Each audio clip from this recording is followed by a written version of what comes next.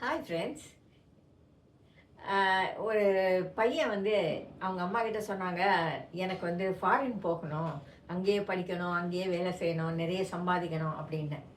ஆம், அப்படி அவங்க சொன்னப்போ அவங்க கூட இருந்த சொந்தக்காரங்க சொன்னாங்க, இல்லை இல்லை, ஃபாரின்கெல்லாம் பிள்ளைங்க போகக்கூடாது, நம்ம பிள்ளைங்கள எல்லாம் ரொம்ப வந்து நல்ல பிள்ளைங்க, ஃபாரினுக்கு போனால் கெட்டு போயிடுவாங்க அப்படின்னு சொல்லி. இப்போ அந்த கதை நடந்து ஒரு 7-8 வருஷம் ஆயிடுச்சுன்னு வைங்க. இப்போ அப்படி சொன்னவங்களோட பிள்ளைகள் ஃபாரின்ல போய் படிச்சு செட்டில் ஆயிட்டாங்க. அப்போ அந்த பையன் என்ன கேட்டானா, நமக்கு நம்மள போக வேண்டாம்னு சொல்லி உங்கள பிரெயின் வாஷ் பண்ணாங்களே, அவங்க மட்டும் போய் நல்லா செட்டில் ஆயிட்டாங்களே அப்படின்னு கேட்டான். இது மாதிரி நிறைய பேர் சொல்லுவாங்க. ஐயோ அங்கேயா, அதெல்லாம் வேண்டாம், ஐயோ இந்த விஷயமா, அதெல்லாம் வேண்டாம் அப்படின்னு சொல்லிட்டு உங்களை நிறுத்திட்டு அவங்க அதே விஷயத்த செய்வாங்க. அப்போ அவங்கள போய் நம்ம கேட்டோம்னா, அது என்னோட சிச்சுவேஷன் வேற, உங்க சிச்சுவேஷன் வேற அப்படின்னு அவங்க சொல்லுவாங்க. அப்படி சொல்லி இருக்கிறாங்க.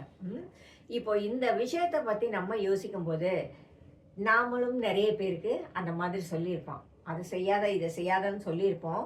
சொல்லிட்டு அதையே நம்ம செஞ்சிருப்போம்.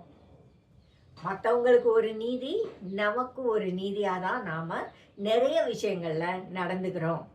அதுக்கு என்ன காரணம்னு பார்த்தா, முக்கியமா சுயநலம்.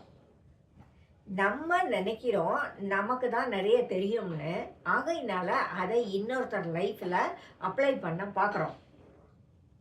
அது அவங்க கேட்டுடாம இருக்கக்கூடாது, கண்டிப்பா அதை ஃபாலோ பண்ணணும், அப்பதான் நமக்கு பெருமை அப்படின்னு நாம நினைக்கிறோம்.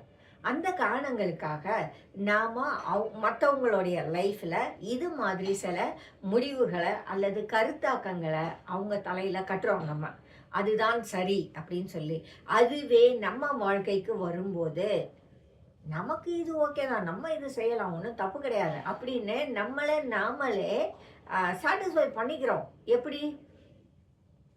நமக்கு வந்து நம்ம சூழ்நிலைகள் வேற, என்ன கான்சிக்வன்சஸ் வந்தாலும் நம்ம அதை ஃபேஸ் பண்ணிக்கலாம். நமக்கு இது வேணும் அப்படின்னு நாம நம்மளே சமாதானப்படுத்திக்கிறோம் இல்லையா? அப்போ நம்ம என்ன செய்யணும்? யாராவது ஒருத்தர் வந்து இது மாதிரி எதையாவது கேட்டா கூட, இல்லை இல்லை அதெல்லாம் செய்யாதீங்க அப்படின்னு சொல்லாதீங்க. நியாயமான தடைகள் அல்லது நியாயமான பிரச்சனைகள் இருக்குமானா அவங்களுக்கு எடுத்து சொல்லுங்க. அதே சமயம் இது உங்க பிரச்சனை, இதை எப்படி சார்ட் அவுட் பண்ணணும், எப்படி செஞ்சால் உங்களுக்கு நல்லதுன்னு நீங்க யோசிங்க. ஏன்னா இது உங்களுடைய வாழ்க்கை பிரச்சனை அப்படின்னு சொல்லுங்க. ஏன்னா அவங்க எல்லா விஷயத்தையும் நம்மக்கிட்ட சொல்லியிருக்க மாட்டாங்க. அவங்களோட தேவைகள் என்ன, அவங்களோட எதிர்கால திட்டங்கள் என்ன, எதுவுமே நமக்கு முழுசாக தெரிஞ்சிருக்காது. அவங்க சொல்லிட்டாங்கன்னு நம்ம நினைப்போம், கொஞ்சம் தான் சொல்லியிருப்பாங்க, முழுசும் சொல்லியிருக்க மாட்டாங்க. யாருமே அப்படி சொல்ல மாட்டாங்க. நம்ம போய் எல்லாத்தையும் வெளியில் பேசுகிறோமா? இல்லை இல்லை.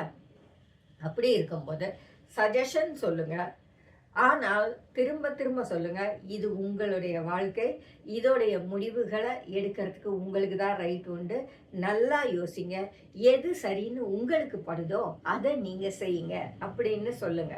எப்பவுமே தனக்கு ஒரு நீதி, மற்றவனுக்கு ஒரு நீதின்னு இருக்கிறது நல்ல பழக்கம் இல்லை. ஏன்னா இதே விஷயம்தான் நமக்கும் மற்றவங்க செய்வாங்க இல்லையா? நம்மளை இப்படி போன்னு சொல்லிட்டு அவங்கெல்லாம் நல்ல வழியில போய்கிட்டு இருப்பாங்க, அல்லது பெட்டரான வழியில் போய்கிட்டு இருப்பாங்க. ஆகையினால என்னைக்குமே நம்ம யோசிச்சுக்குவோம், நமக்கு ஒரு நீதி, இன்னொருத்தருக்கு ஒரு நீதி இல்லை. நமக்கு ஒரு வழி, இன்னொருத்தருக்கு இன்னொரு வழின்னு இல்லை. அவரவருடைய லைஃபுக்கு ஏற்ற மாதிரி வழியை தேர்ந்தெடுக்க எல்லாருக்கும் உரிமை உண்டு. அதுக்கான வாய்ப்புகளை நாம் எல்லாருக்கும் பண்ணி கொடுப்போம். ஜெஸி ரைட்ஸ்.